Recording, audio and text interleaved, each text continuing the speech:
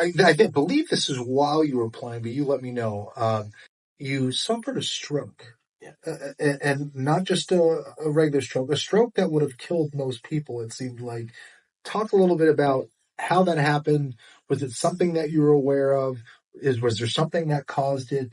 And kind of the whole aftermath of that and what your recovery was like. Yeah.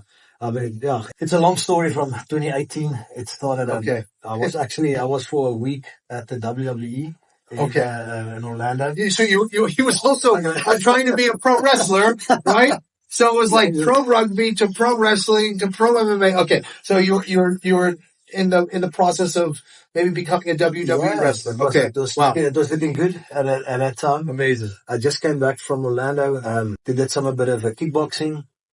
And in between that, and probably from the WWE, my body just gave him, and that was my spleen exploded, it was burst. So it was while you were doing something, or no? It must have happened because they said I kept it for a month or so, so it must have been between a kickboxing or a. Wow. Okay. So then you were at home. I went resting and I was at home. Okay. So you were just worked out earlier in the day.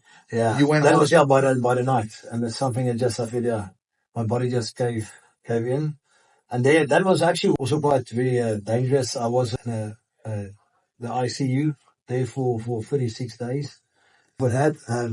But yeah, I survived that, like you can say, for there. And that was in January 2018. Recovered, did go back into work. I did a bit of commentating with rugby as well. Did get my roofing going with trading.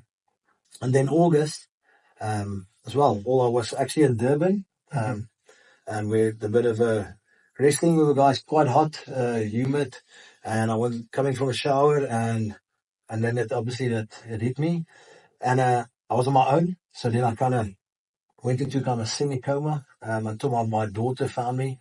Six months later, and then I was basically the left side of my brain was dead, and then I was again in a coma for a week or so, but I survived that. So my understanding, you let me know. These guys being humble over here, but my understanding was that you had a lot of former teammates that basically came to your bedside. And we're saying goodbye to you, like they thought you were going to pass away. Is that correct? Yeah. I must say it was at least knowing that at least people they do love you. So people they came to come say goodbye. But I survived that, luckily. But the problem was at that time I was a commentator with rugby. It came the same what you're doing for rugby. But the left side of my brain dead. Communication is everything. So I couldn't speak. I couldn't read. So I had to learn how to speak again, reading everything, because I had aphasia.